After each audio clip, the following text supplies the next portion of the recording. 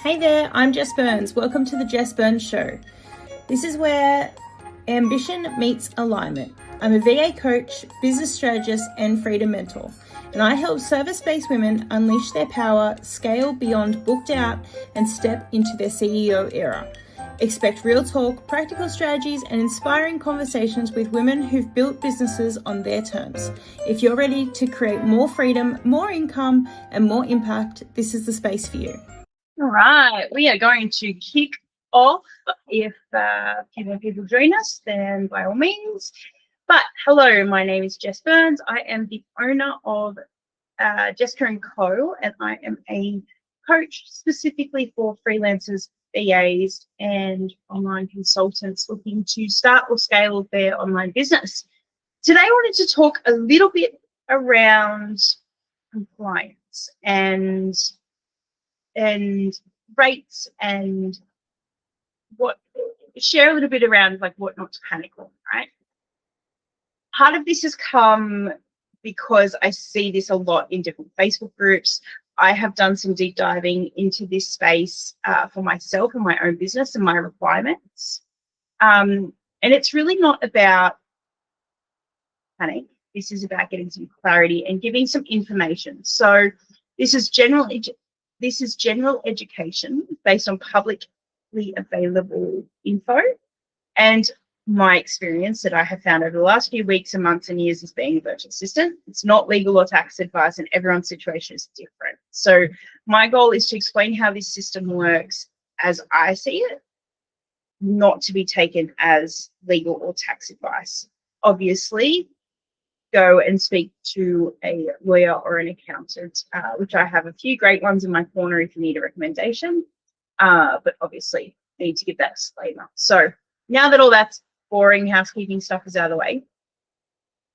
So for those of you that don't know me, Jess Byrnes, started my VA business in 2017, took it full time in 2019, and have loved it ever since. I've had a few different roles. I've had a few different hats. I've played in a few different spaces, but the crux of it is I've been around for a while. I've been a VA, OBM, marketing consultant, business coach, advisor, consultant, you name it, I've done it.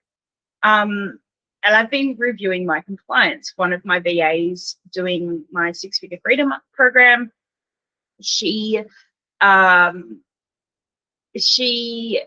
constantly reminds me around compliance, and her business has been part of an audit over the last few weeks, which really triggered my, okay, well, what's next for us? What does hiring look like for us? What does compliance look like for us? And so then I just started going down a bit of a rabbit hole. Now, normally I go to my accountant, get all this information, but I thought it would be really valuable to be able to share this with you with some links and some information that you can go and have a look yourself.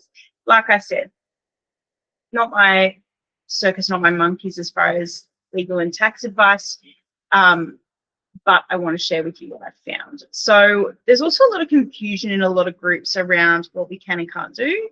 And there is a little bit of grey area depending on the setup with your client. But the biggest thing I saw the other day is that it's illegal to just do an hourly rate, which it's not. It's not the hourly rate that is the challenge. It becomes the structure of how you are performing and that hourly rate. So what the key challenge is here is around the practice in which you implement the hourly rates for your client. A big part of this is super, whether you're entitled to super or not. So it's not just about a title or an ABN. If your contract is just to get paid for labor, essentially, you may be treated as employee for super purposes only. So you would need to go and ask your accountant about that. With this client, would this apply, right? It's really important that you dive into this and understand, and it's worth understanding of how this plays out and having those conversations. It doesn't mean that you've done anything wrong. The client often doesn't know either. But in some cases, this is a very real option for you to possibly need to consider. It can be very overwhelming. I know for me, when I first heard it, and from my accountant, I was like, my gosh, why does no one tell you this stuff? Why isn't it taught somewhere in a business course? And maybe it is now. It's been a hot minute since I've done a diploma and a certificate for, but it's very, very normal to feel overwhelmed with the information and not really be sure, which is why it's important to hire these experts to be in your corner.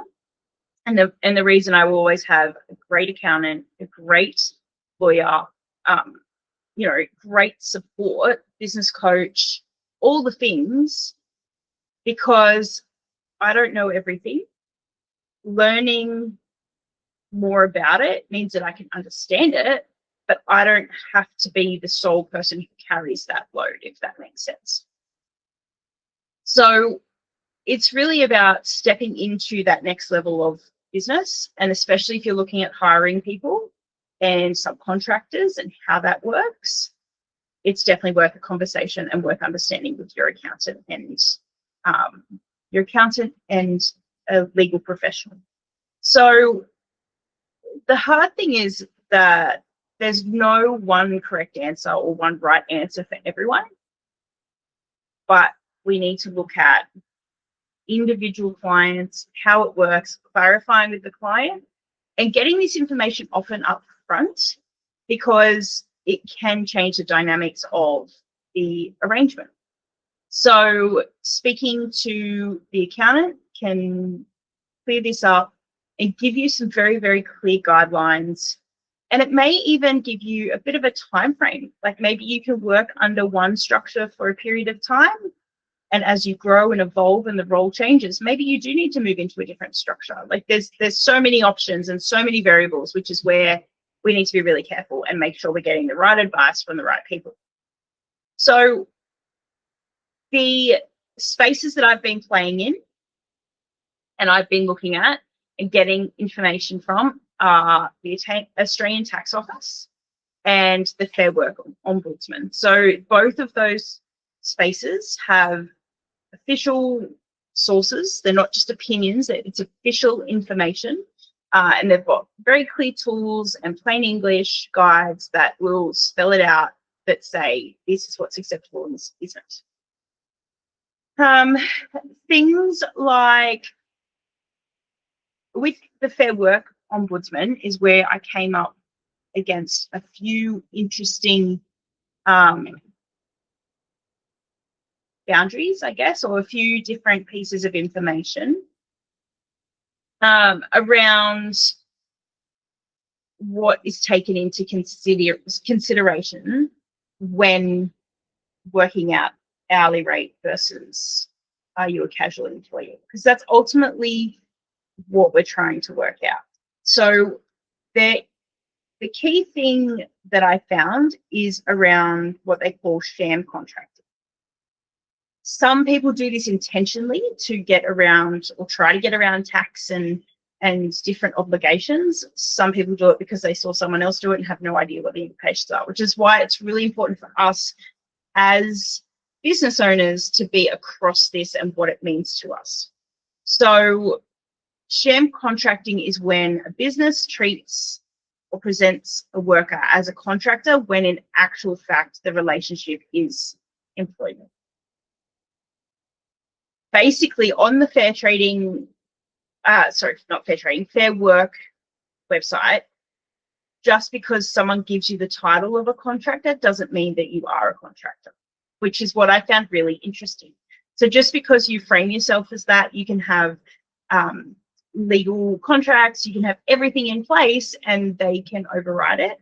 The law actually looks at how the work operates, and this, which is where I was talking about the structure of the relationship. So when this comes into play, sham contracting looks at things and the regulators come in and they look at certain areas, such as how much control the business has, how integrated the worker is into the business, whether the worker is completely financially dependent on this business or not, whether they are paid for time worked or results, right? Whether the worker can delegate or subcontract what they're doing, and whether the arrangement is ongoing and in a regular capacity. So if you, as the contractor, if you have an ABN, yes, you issue invoices, you call yourself a contractor, there's an agreement there's a written agreement, a written arrangement. If you look like an employee and it's employment, the law will treat you as an employee and classify you as being employed by that business, which obviously can have quite serious tax implications, super implications, and there are fines and things in place. So the really interesting thing too is that you don't have to have ill intent to be charged with sham contracting. Like, you know, even if you don't know about this or the employers don't know about this, then it doesn't matter. They don't take that into consideration at all. So the idea of stopping sham contracting is to stop people from avoiding paying super, avoiding leave entitlements, avoiding minimum wages, and then shifting the risk onto us as workers rather than owning the risk as business owners. So if the business controls the time and the work, you're an employee. If the business buys a result, then you're a contractor. And this is why it's really, really powerful to offer your services in potential packages. So for me, social media, X amount of posts gives you this for this much money. They don't have a say in how I create the content, when I do the work. You know, I can obviously outsource it to my team, all of those fun things. Now, if someone said to me, right, we want you to come and do social media for us, but you are to attend our office between 8 and 12 every Wednesday, and you are to action it, and you're to do it with the computer that we give you, the phone that we give you, and we'll give you all of our logins, so you do it all on on our terms, basically. You're an employee. You're a casual employee, and they are bound to the laws around that. So yeah, basically, in some cases, we would consider ourselves as contractors, but you might actually be considered employment, casual employment. And this is why it really matters to ask the right questions, speak to the right people, talk to the advisors that are play in this space all day, every day, and get the legal requirement and the legal information to be able to deliver correctly and give the information appropriately, because the fines are very significant, very, very significant. So my advice, and I'll share a couple of my contacts with you around who I work with and who I connect with. I would absolutely get your contracts reviewed. Chris Ryan Legal is my go-to contract lawyer.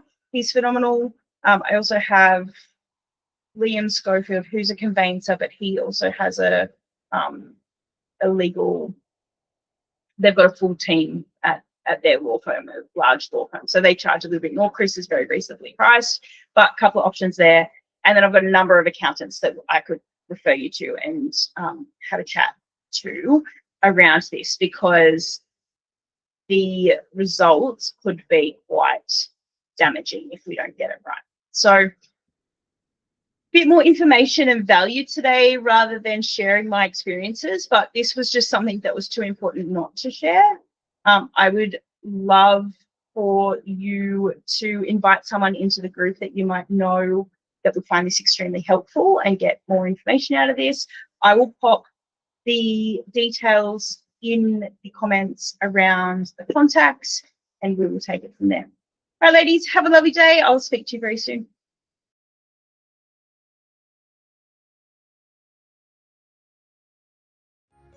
Thank you for joining me on the Jess Byrnes Show. Don't forget to hit subscribe so you never miss an episode.